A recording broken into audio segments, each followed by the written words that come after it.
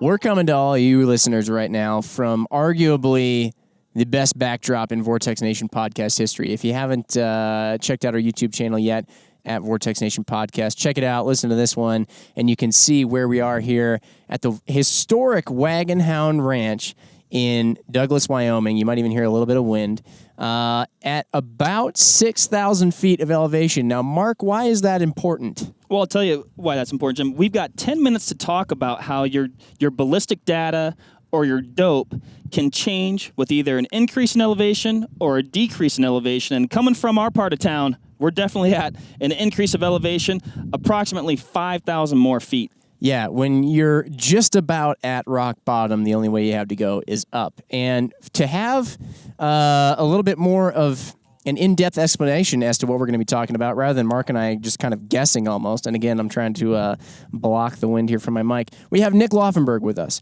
Nick was helping out actually today. Again, we're at the Vortex Extreme competition here, day before the actual competition. Nick was helping us out with a class the day before for some of the beginner shooters who want to do this big-time match but aren't exactly fully certain in their long-range skills. And so you're somebody who knows quite a lot about ballistics. And, for example, when we went out here and we were confirming our zeros, we had already done that in Wisconsin, but you can't necessarily assume that if you're zeroed and all shooting really good out to 1,000 and beyond even in Wisconsin, where we are, and then you go out here to Wyoming at nearly 6,000 feet or even above of elevation, your rifle isn't going to behave the same. Correct. Well, while you're back in Wisconsin, you're taking down data like your ballistic coefficient and your muzzle velocity. And that information is really not changing as you come out here. What is changing is your elevation above sea level or your density altitude. Density altitude is a combination of both humidity, temperature, and barometric pressure. So when you factor all those in, it'll give you your density altitude, which is essentially going to determine how much resistance you're going to get in the air when your bullets travel to your target. Which higher your elevation, typically the less resistance you're going to be. So just a quick example, back home at about 1,000 feet above sea level, to get to 1,000 yards with my 6 Creedmoor, I'm approximately 8 mils. Out here, I'm about 6. Wow. Really? That much of a difference? Yeah. Holy smokes, you would be far overshooting the target. Yes. If you were using that here in Wyoming.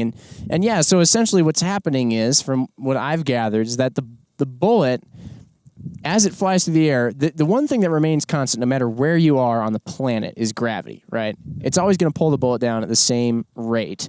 And that's what's really affecting your bullet as it falls, essentially. Once you shoot it out of the barrel, it is falling, and it's just a matter of trying to get to the target as quickly as possible before gravity is able to impart all of its falling on the bullet. Correct.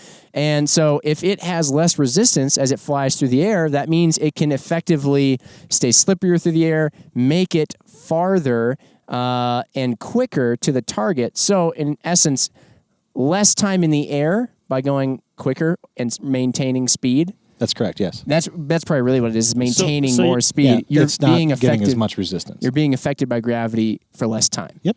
So when we chronographed, at I think approximately 800 feet, I don't recall the number we got, but 2640. 2640. If you were to chronograph up here, you'd probably see an uptick in your velocity then. Correct. Yeah. Yeah, your velocity itself is going to stay the same, but like at the muzzle. At the muzzle. But downrange, let's say. It's like your retained velocity as you're reaching the target is going to be faster and faster as you get higher and higher in elevation, or your density altitude increases. It's kind of like, I remember when I used to run track, they'd say that nobody can actually ever fully sprint the 100-meter dash, even though everybody thinks that you can, or that's what they're doing, is that everybody has an initial burst of energy, and then it's just whoever can decelerate the slowest. Huh. And so if your bullet decelerates slower, which I know is totally reversed, but it's just encountering less resistance so it can maintain that muzzle velocity longer and slow down less. Essentially, gravity has less time to do its work on the bullet to make it drop. It can get further before it drops as much. Gotcha. Yep.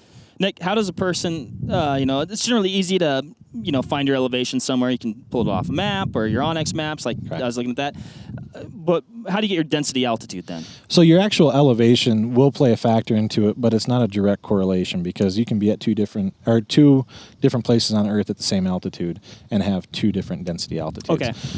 So your temperature and your humidity and your actual barometric pressure, your station pressure, which means the barometric pressure at your specific location.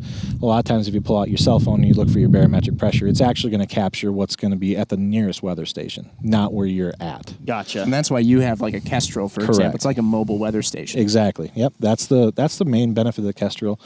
You can run a ballistic app or ballistic solver on your computer and print out charts. You don't need it in the field to get your ballistics. What it's most beneficial for is capturing your atmospheric conditions at your location. Gotcha. Which really, I mean, that can change from day to day. I know we did that, yesterday, and we're anticipating similar conditions tomorrow, but really, we all know the weather. I mean, it can change at the drop of a hat, Absolutely. so a tool like that can be super handy. Well, what a lot of people find, I've actually seen it happen at matches before, is we start really early in the morning, and it's quite chilly. Maybe we have a storm front that just went through. And throughout the day, people seeing their impacts rising and rising and rising, ask for what their data should be. And that's because it's getting hotter? The temperature going up and the pressure changing. And the pressure changing. Yep. And it's usually that people start seeing their impacts are higher and higher, you said? In most cases, yeah. Throughout the day, usually with the temperature changing, that would be the quickest correlation to what would change your density altitude. Oh, interesting. Yeah. Okay. So where we are, where it's going to get up in the 80s or so, maybe even the 90s, and it's quite dry. Yeah. Compared to, let's say we were going shooting in the Himalayas or, somewhere really high in a mountain, but it's really cold. A good way to do that, like for instance for tomorrow, you know what time you're leaving and what time you're going to be done roughly. Try to estimate what your density altitude is going to be about halfway through your time, and you're going to be fine from when you start to when you end. You don't need to necessarily keep that piece of data on you or keep on checking it throughout that time period because you're not going to have a large fluctuation in the amount of time it takes for you to start the course to end the course. Yeah. Okay. And this is something you just can plug right into your ballistic solver, and then that's... Yep. I think that's also, too, where I know we've mentioned it a couple of times, but it's important, I think, for people to know as well. You start hearing about density altitudes, you start hearing about barometric pressures, muzzle velocities, and drop, and humidity, and all this stuff, and everybody starts thinking, it's like that GIF that you see where the guy has the, crazy math swirling around his head. That's not what it's like. You don't have to be a beautiful mind in order to understand what your bullet's going to do. Luckily, there are beautiful minds out there who have essentially done all the work ahead of time, and then your ballistic solver has all of their work built into it. You need to just do your job to give those smart people's equations and things the proper variables and fill in the X's and the Y's and the Z's and things that they've set out for you. We're just giving the robots what they need to do what they do. When you put it that way, it's kind of weird. And, and it's almost like we're feeding into their potential takeover. What, you don't think that's what's happening? I'm just saying, shorter extension cords are very important. A lot of tinfoil under this hat, my friend. A lot of tinfoil.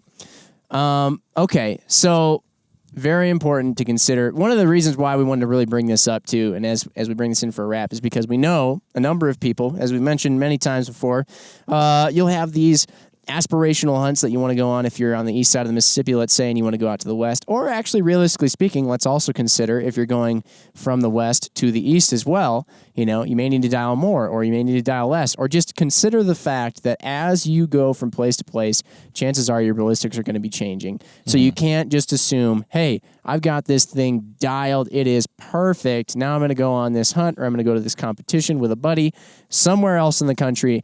Don't just assume, yep, I'll pull it out of the case and boom. Yeah. That dope card you created in the summertime may not be even close to valid depending on where you are or even just the time of year.